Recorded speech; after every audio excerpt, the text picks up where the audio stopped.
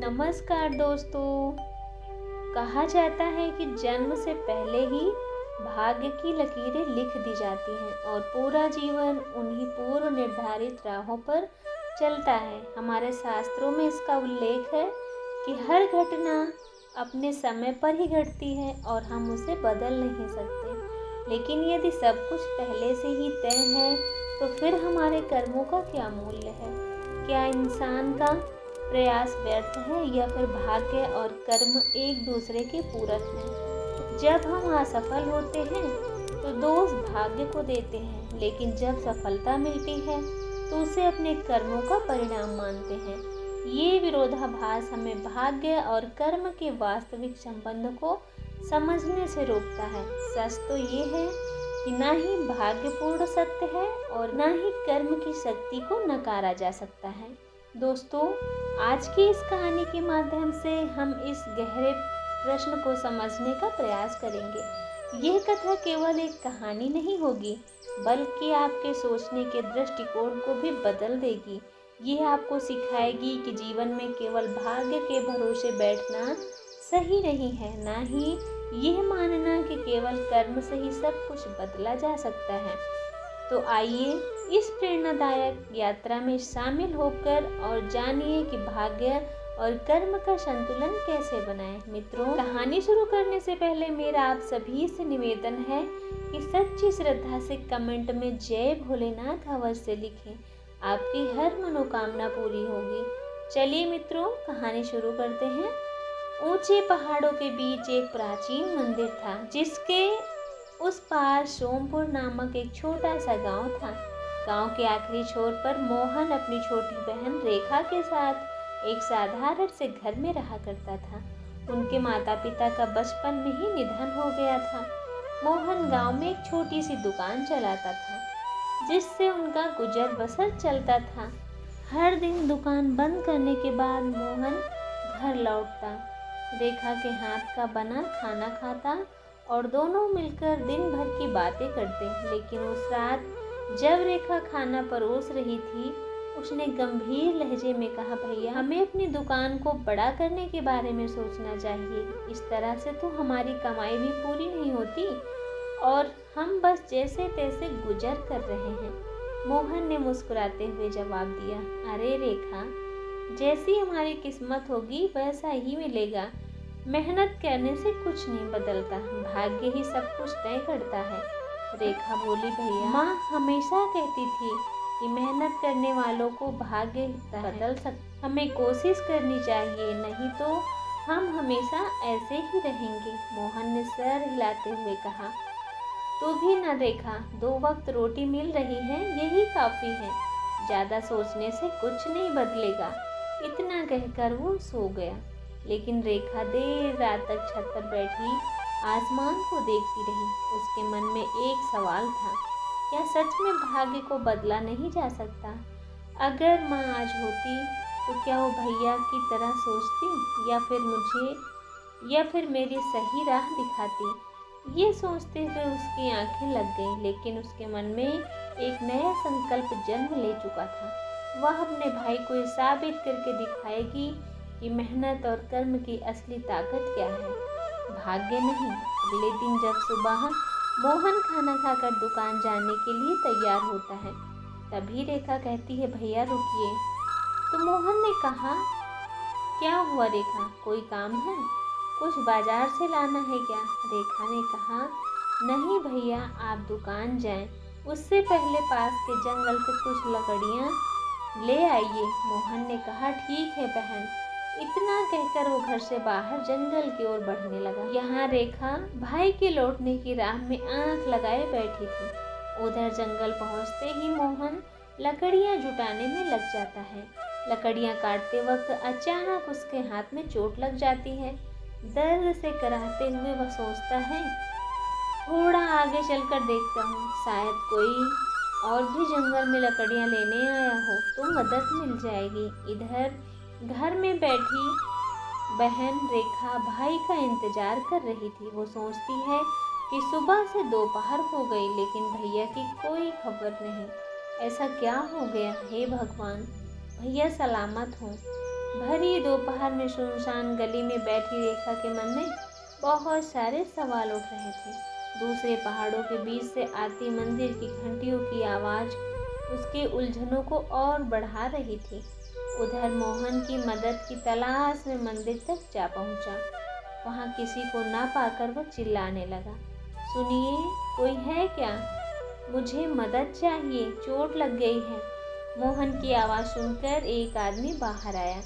उसने देखा कि एक नौजवान लड़का खड़ा है जिसके हाथ पर चोट लगी है। वो आदमी मंदिर के अंदर गया और कुछ औषधियाँ लाया।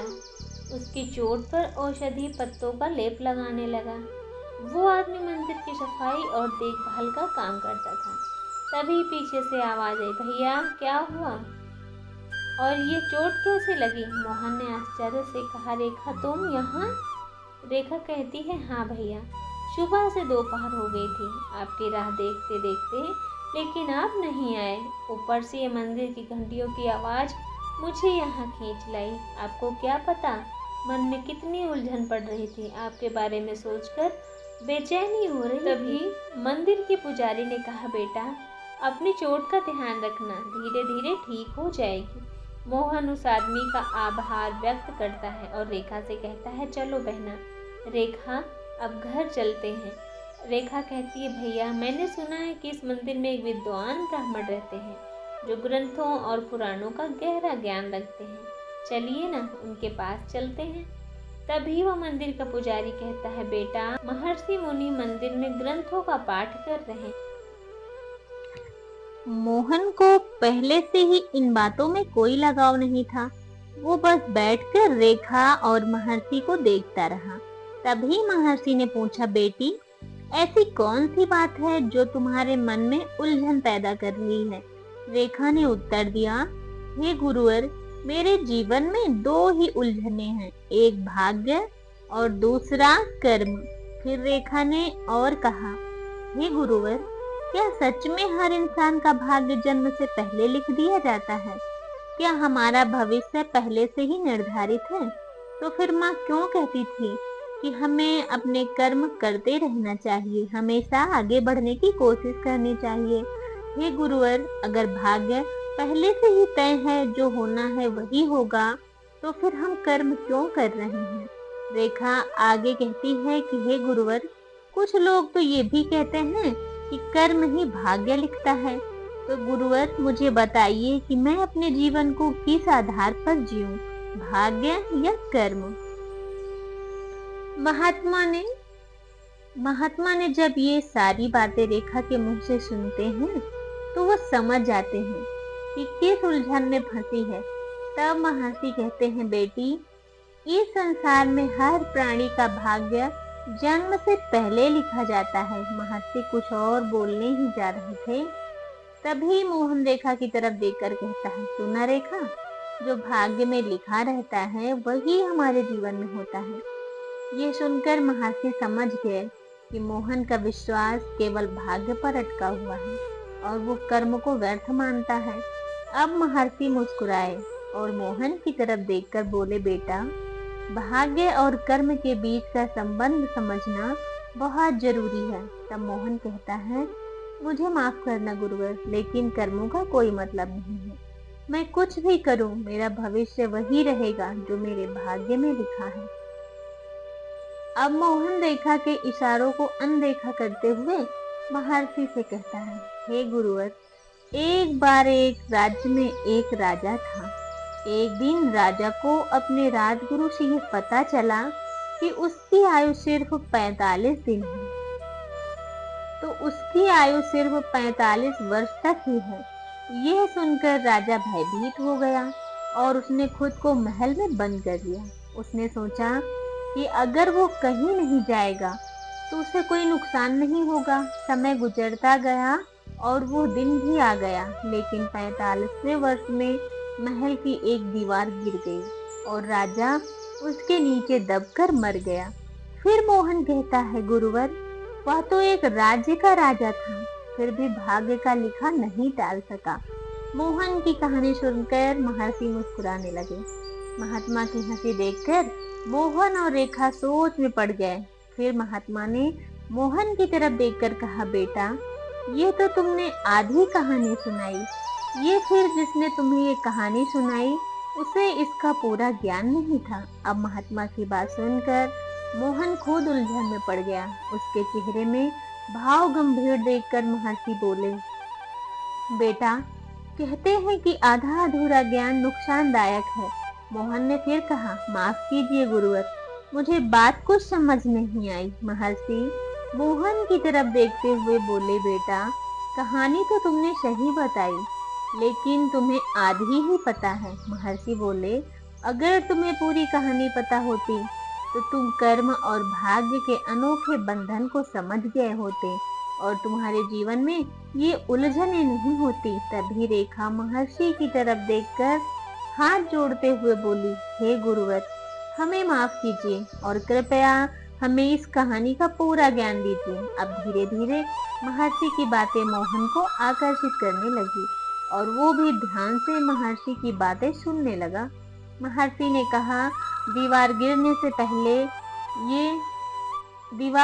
से सभी को यह लगा कि राजा दीवार के नीचे दबकर मर गए, क्योंकि उस दिन उनका 45वां जन्मदिन था और राजगुरु के अनुसार वही उनका अंतिम दिन था। लेकिन कुछ घंटों बाद पता चला कि राजा जिंदा है, बस उन्हें गहरी चोट आई है। राजा खुद आश्चर्यचकित थे।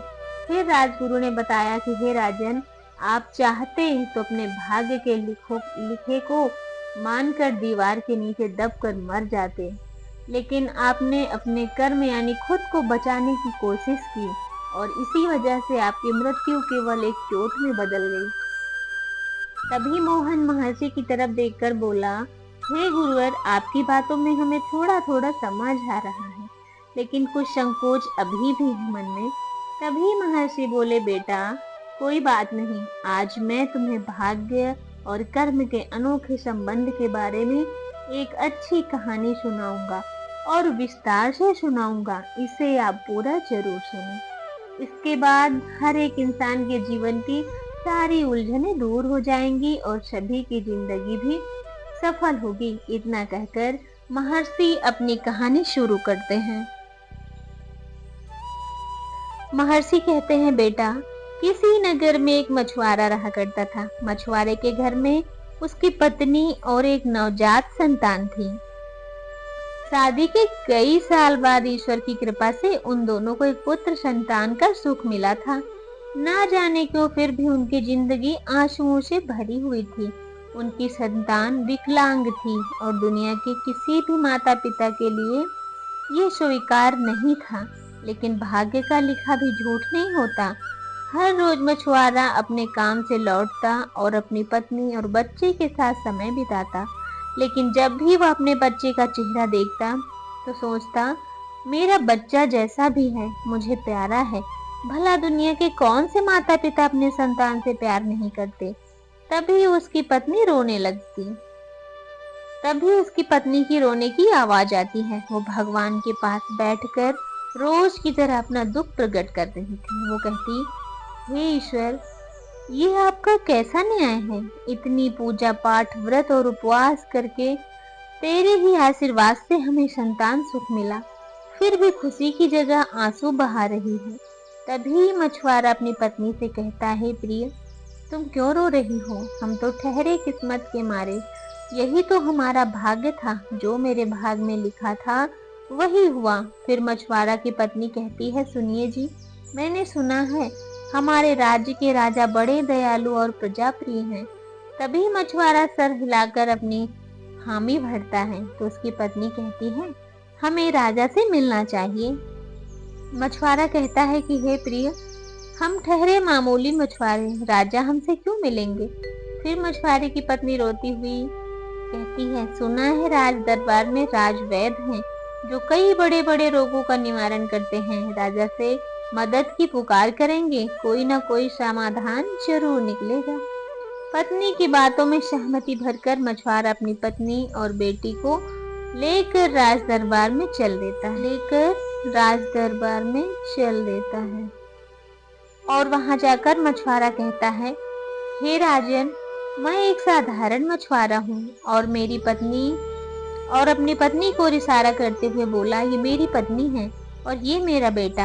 हम एक छोटे से नगर में रहते हैं जो आपके ही राज्य का अधीन है। उन लोगों की हालत देखते हुए राजा ने कहा, मेरी प्रजा मेरे लिए प्रथम प्रिय है। हे मछुआरे, ऐसी कौन सी दुविधा में पड़े हो किसके लिए तुम्हें कष्टदायक सफर करके आना पड़ा।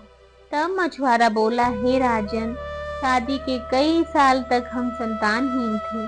मेरे और मेरी पत्नी ने खूब पूजा पाठ किया, तब भगवान की कृपा से हमें संतान सुख मिला।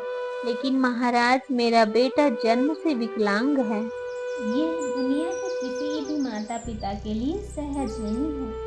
नगर भर में हर संभव कोशिश कर ली पर कोई लाभ नहीं मिला। मछुआरे की बातें सुनकर राजा ने कहा, मछुआरे, तुम निसंकोच बेझिझक बोलो। अगर तुम्हें किसी सहायता की आवश्यकता है तो हम जरूर करेंगे, मैं समझ जाऊंगा। तभी मछुआरे की पत्नी ने कहा, हे महाराज, हमारे नगर की एक महिला से पता चला है कि राज दरबार के राजवैद्य अनेक रोगों का निवारण करने का ज्ञान रखते हैं और बड़े ही ज्ञानी वैद्य हैं। अगर आप मेरे बेटे का इलाज उससे करवा दें तो मेरा बेटा चलने में सक्षम हो जाएगा। मछुआरे और उसकी पत्नी की बातों को ध्यान में रखते हुए राजा ने आदेश दिया। राजवैद्य राज दरबार बुलाया गया। अब उस मासूम से बच्चे की जांच शुरू हुई। मछुआरा और उसकी पत्नी आंखों में उम्मीद की झलक दिख रही थी।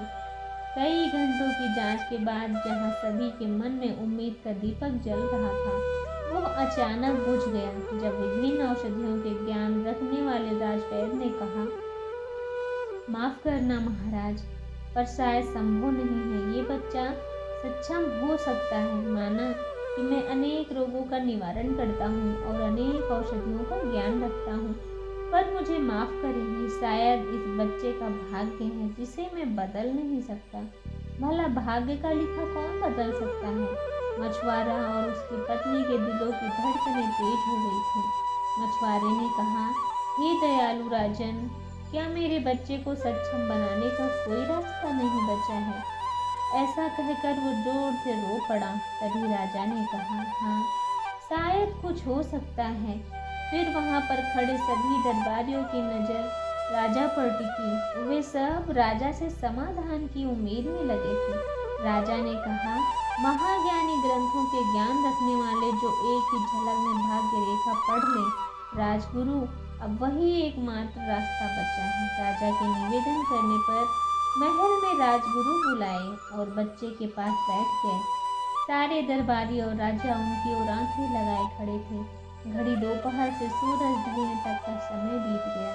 मछुआरे और उसकी पत्नी हर एक सांस इस उम्मीद में ले रहे थे कि शायद वह अपनी बेटी को ठीक करके ही अपने नगर लौटेंगे। लेकिन अचानक बिना कोई शब्द बोले राजगुरु कक्ष से बाहर निकल गए और सभी लोग हैरान रह गए।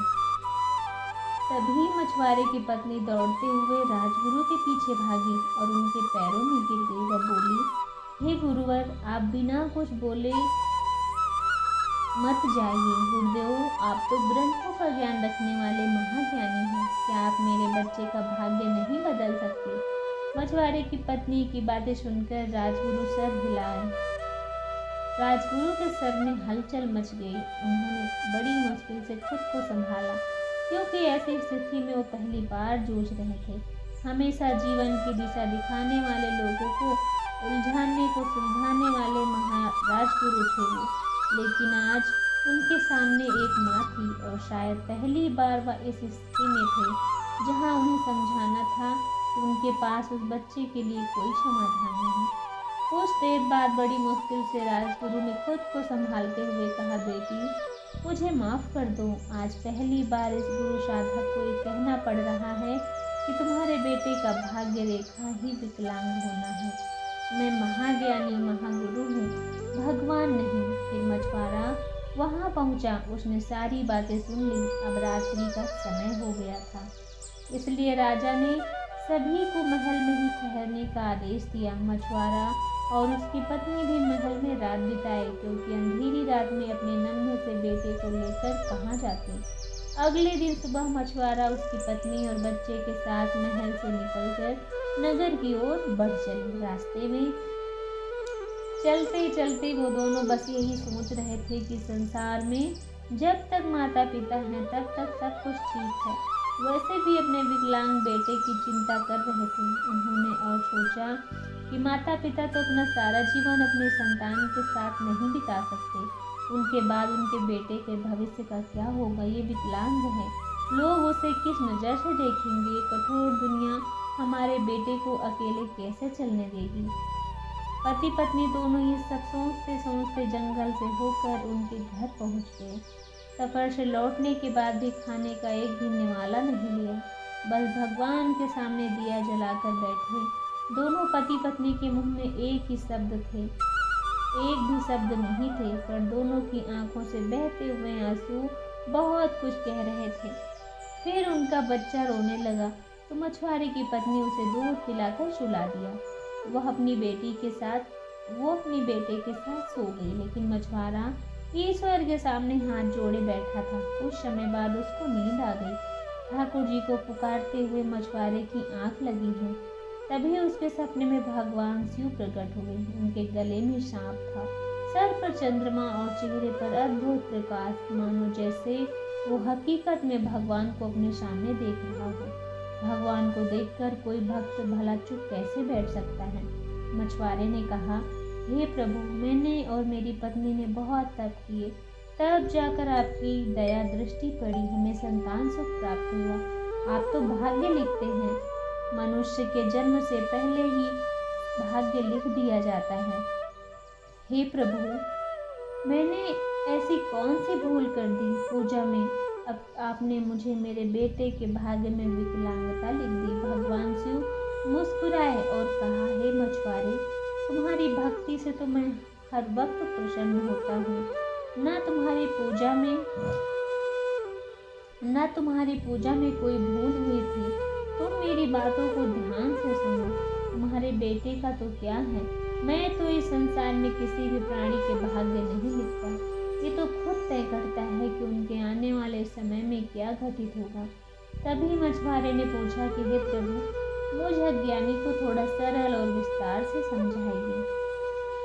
फिर भगवान शिव कहते हैं, सुनो प्रिय भक्त, आज तुम्हारे बेटे भगवान शिव कहते हैं, सुनो मेरे प्रिय भक्त, आज तुम्हारी बेटी जिस घड़ी से गुजर रही है वो भाग्य उसने अपने पिछले जीवन के कर्मों में लिखा है। ये सुनकर मछुआरा आश्चर्यचकित हो जाता है। फिर भगवान शिव कहते हैं, यह तुम्हारी बेटी के अगले जन्मों के कर्मों का फल है। सुनो, एक राज्य में एक जहरी रहता था जिसके पास बेशुमार दौलत थी।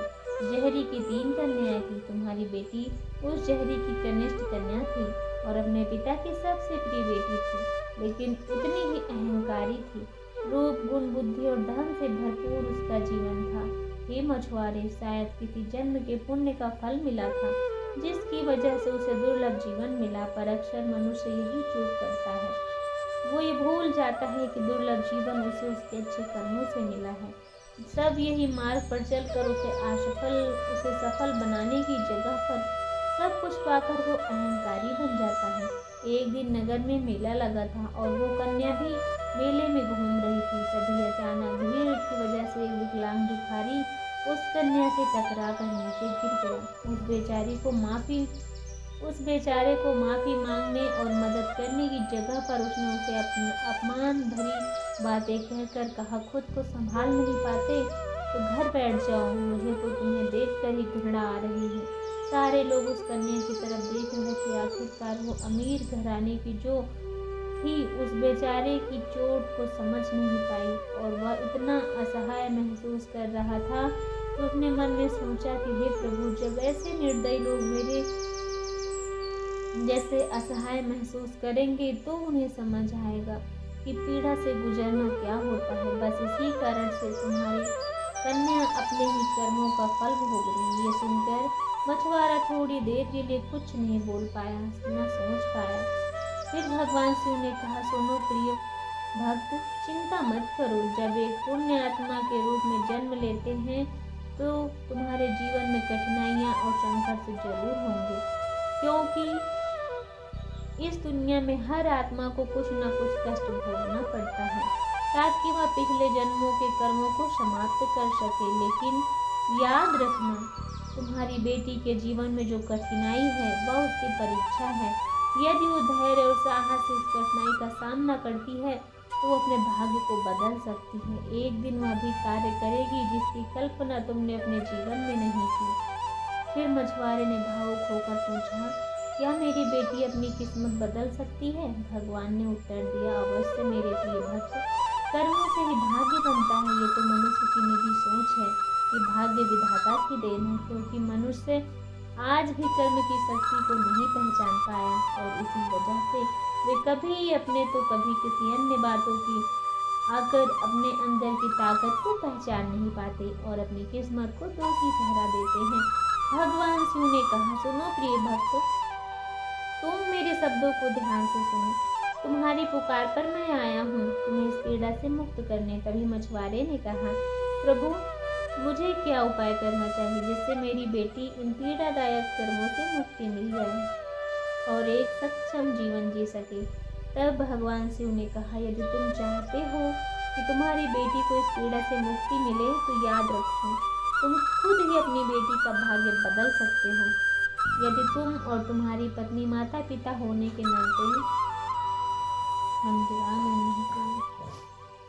नाते अपनी बेटी को सही और गलत का ज्ञान और अच्छे संस्कार दोगे तो वो अपनी जिंदगी में बदलाव ला सकती है। जब वो दूसरों की पीड़ा समझेगी, अपनों से बड़ों का सम्मान करेगी, आदर करेगी और सभी को प्यार देगी, तब उसके अच्छे कर्म ही उसे इस पीड़ा से मुक्ति दिलाएंगे। ऐसा वो एक सुखी और सक्षम जीवन जी सकेगी। फिर भगवान शिव ने कहा, याद रखो, मनुष्य का जीवन एक दुर्लभ जीवन होता है। मनुष्य क्या कुछ नहीं कर सकता यदि वह मेरी दी गई शक्ति को पहचान ले। वो अपने भाग्य को बदल सकता है। इस संसार का हर प्राणी मेरे लिए प्रिय है, क्योंकि वे सभी मेरी संतानें हैं। इसलिए मैंने सभी के झोली को समान रूप से भरा है। ये मेरा पूरा संसार मेरा है, सब मेरी संतानें हैं और सबका समान अधिकार है। जैसे माता पिता अपने सभी संतानों को समान रूप से पाल पोषण करते हैं, स्थायी शिक्षा, खाना और ज्ञान प्रदान करते हैं, ताकि वे आगे जाकर खुद के भविष्य को संवार सकें। ये तो सब संतानों पर निर्भर करता है और धैर्य के साथ कितनी कोशिश करते हैं कि गलत रास्ते पर ना जाएं और आगे जाकर जो भी अच्छा व बुरा चुनते हैं उसी के हिसाब से उनका जीवन बनता है। ये सुनने के बाद मछुआरा ने कहा, हे प्रभु, आपकी कृपा से आज इस अज्ञानी को थोड़ा ज्ञान मिला है। हे प्रभु, मैं समझ गया किस प्रकार से आपकी बेटी का जीवन संसार बना है। इतना कहते ही मछुआरे की आंखें खुल जाती हैं। उसे एहसास होता है कि तो सपना था, पर वो सोचता है कि वास्तव में सही है। कर्म ही मनुष्य का भाग्य लिखते हैं। वो समझ गया था कि भगवान ने उसकी पुकार सुनकर मदद का हाथ बढ़ाया है और रास्ता भी दिखाया। मछुआरे ने सारी बातें अपनी पत्नी को बताई और दोनों आंखों से आंसू बह रहे थे। जैसे अंधेरे के बाद सवेरा आता है, सूरज नई उम्मीद के साथ उगता है, वैसे ही वे भी कुछ महसूस कर रहे थे। तभी मछुआरा अपनी पत्नी से कहता है, कर्म की शक्ति इतनी बड़ी होती है, आज पता चला। उसकी पत्नी कहती, हाँ स्वामी, कर्म ही बड़ा है और कर्म ही सत्य है। अब हमारी बेटी भी अपने कर्मों से भाग्य लिखेगी। उस दिन से मछुआरा और उसकी पत्नी एक नई उम्मीद के साथ अपनी बेटी का लालन पालन करते हैं। धीरे धीरे कई साल गुजर गए, पर मछुआरा और उसकी पत्नी की उम्मीद के साथ मन में बिना कोई संकोच रखे बस अपना कर्तव्य पूरा कर रहे थे। अब उनकी कन्या 12 साल की हो चुकी थी। वो अपने माता पिता की बताई राह पर चल रही थी। प्यासे को पानी पिलाना, भूखे को भोजन देना और छोटी ही उम्र में लोगों को दुख और तकलीफ़ों को समझना, बड़ों का आदर करना, सम्मान करना, वह अब नगर में सभी की प्रिय बन गई थी। सब कहते, ये तो हमारी बेटी है। एक दिन मछुआरे की बेटी अपने घर के पास गांव के चौराहे पर खेल रही थी। तभी एक राहगीर नगर को पार कर रहा था। बड़ी धूप के कारण चक्कर खाकर गिर गया। किसी तरह गांव वालों की मदद से मछुआरे की बेटी उसे अपने घर ले आई और बहुत देखभाल की। जब उस राहगीर को होश आया तो उसने अपना आभार प्रकट करते हुए कहा, बेटी तुम उम्र में छोटी हो पर हृदय बड़ा है, भगवान तुम्हारा भला करें। तभी तभी राहगीर की नजर उस कन्या के पैर पर गई। उस मछुआरे की तरफ देखा और बोला, बेटी क्या हुआ है? तब मछुआरा मन में बिना कोई संकोच और दुख रखे कहा, महाशय ये मेरी बेटी है, जन्म से विकलांग है, पर हमें और हमारी बेटी को अपने कर्म और कोशिश पर भरोसा है। एक दिन मेरी बेटी सक्षम हो जाएगी। यह सुनकर राहगीर अचानक बिस्तर से उठकर कहने लगा, कृपया मेरा थैला दीजिए। वहां खड़े सारे लोग आश्चर्य होकर उस राहगीर को देख रहे थे। राहगीर को देखकर मछुआरा और उसकी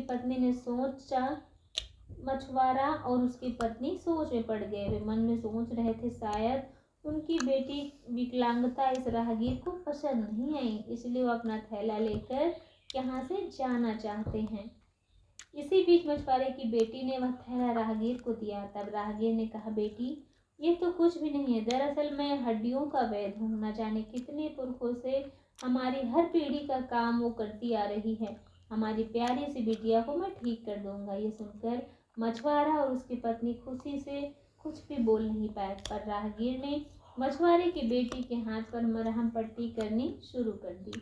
मछुआरे की तरफ देखकर कहा, 1 महीने बाद बिटिया का हाथ पूरी तरह ठीक हो जाएगा। ये कहने के बाद राहगीर वहां से निकल गया, अपनी यात्रा के लिए आगे बढ़ गया। 1 महीना बीता। ठीक 1 महीने बाद मछुआरे की बेटी बोलने में सक्षम हो गई। मछुआरा और उसकी पत्नी बहुत खुश थे, मानो दुनिया की सारी खुशी मिल गई हो। मछुआरा ने अपनी बेटी को सबसे पहले भगवान शिव की मूर्ति के आगे दीप जलाने को कहा और भगवान भोलेनाथ के समक्ष हाथ जोड़कर उनका धन्यवाद दिया। देखते ही देखते 8 साल बीत गए। अब मछुआरे की बेटी युवा अवस्था में पहुंच जाती है। अब वह इतनी सक्षम हो जाती है कि न केवल हृदय बड़ा है, बल्कि कार्य कौशल, बुद्धि और सुंदरता के बारे में पूरे नगर में नहीं बल्कि पूरे राज्य में सिर्फ उसी की चर्चा होती है। फिर किसी तरह ये बात राजा तक पहुंचती है। दरअसल आसपास के राज्य के राजा उनकी प्रशंसा किए बिना नहीं रह सकते थे। वे राजा कहते हैं, महाराज आप तो सौभाग्यशाली हैं, ऐसी चमत्कारी प्रतिभा जो आपके राज्य में है। और वो कहते, आपके राज का नाम तो सरल अक्षरों में लिखा जाएगा। अब तो राजा भी बेचैन हो गए थे उस प्रतिभा से मिलने के लिए। आखिर उन्हें क्या पता था उस मछुआरे की बेटी है, वह प्रतिभाशाली कन्या पहले से ही मिल चुके हैं। अब बिना समय गंवाए राजा अपनी सेना के साथ निकल पड़े। रास्ता ढूंढते ढूंढते राजा उस मछुआरे की नगरी में पहुंचे। वहां नगर के एक व्यक्ति की सहायता से राजा मछुआरे के दरवाजे के पास जाकर आवाज लगाई। तभी अंदर से मछुआरे की कन्या निकल कर आती है। उसने देखा, राजा कहने लगे, पुत्री तुमसे मिलने की तमन्ना कई दिनों से थी। मैं तुम्हारे आभार प्रकट करना चाहता हूँ, तुम तो हमारे राज्य की सौभाग्य हो। तभी पीछे से मछुआरा और उसकी पत्नी राजा को देखकर चौंक जाते हैं। राजा उन दोनों को देखकर दंग रह जाते हैं। थोड़ी देर के लिए सन्नाटा छा जाता है। अब मछुआरा मन में सोचता है, आखिर ऐसी कौन सी बात हो गई, राजा इस मछुआरे के घर चले आए, कहीं मेरी बिटिया से कोई गलती तो नहीं हो गई। भगवान, बड़े ही मुश्किल से मेरी बेटी की जिंदगी में खुशी आई। तभी अचानक राजा ने कहा, ये मैं क्या देख रहा हूँ, ये वही कन्या है, पर अब तो वो सक्षम नहीं थी, अब वो कैसे ठीक हो गई, फिर ये चमत्कार कैसे हुआ। मछुआरा और उसकी पत्नी ने सारी बातें राजा को बताई और कहा, हे राजन, इसी तरह अपने कर्म से ही मेरी बेटी ने अपना भाग्य बदल दिया। थोड़ी देर बाद राजा ने कहा, कभी नहीं सोचा था ये भी संभव हो सकता है। फिर आज आप लोगों ने समझा दिया कि कर्म की शक्ति सबसे ऊपर है। अब मछुआरे और उसकी पत्नी के आगे हाथ जोड़कर बोलने लगे कि हे मछुआरे, मैं निसंतान हूँ, मेरा कोई उत्तराधिकारी नहीं है। इस राज्य का राजभार संभालने की ताकत अब मुझ में नहीं बची। मैं चाहता हूँ कि आपकी प्रतिभाशाली कन्या अपनी सूझबूझ और समझ से इस राज्य का शासन भार संभाले। राजा के मुंह से ये बात सुनकर मछुआरे की पत्नी रो पड़ी और बोली, नहीं राजन, ये नहीं हो सकता। आप मुझे माफ़ कर दीजिए। हमारी बेटी ही हमारे जीवन की पूंजी है और वह हमारी खुशी है। मेरी बेटी मेरी जान है, हम उसे आपको नहीं सौंप सकते। तभी मछुआरे की पत्नी की तरफ देखकर राजा बोले, नहीं जी, मुझे पता है संतान तो माता पिता को प्राणों से प्यारी होती है। मुझे पता है संसार के धन को कोई नहीं दे सकता, पर आप एक अपनी माँ अपने संतान को नहीं दे सकती। ये मुझ जैसे संतान अभागा को नहीं देना। राजा फिर बोले, आप दोनों मुझे गलत समझ रहे हैं। आप लोग चिंता न करें, कृपया मेरी बात ध्यान से सुने। मछुआरे ने कहा, देवी, मैं चाहता हूँ कि आपकी तरह हमारे राज्य की हर प्रतिभाशाली कन्याएं राज सिंहासन पर बैठकर शासन भार संभालें और आप लोग अपनी बेटी के साथ साथ सम्मान पूर्वक अपना जीवन व्यतीत करें। ये मेरा निवेदन है। राजा कहते हैं, ये सिर्फ मेरे लिए नहीं बल्कि पूरे राज्य के भविष्य की बात है। आशा है आप समझेंगे। इसी तरह मछुआरा और उसकी पत्नी राजा की बातों में हामी भर कर अपनी बेटी के साथ महल में रहने लगे।